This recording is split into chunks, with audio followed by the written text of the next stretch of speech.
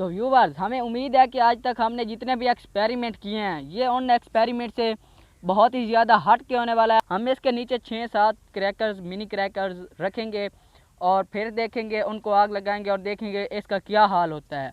और इस ढक्कन के साथ भी यही हम करेंगे।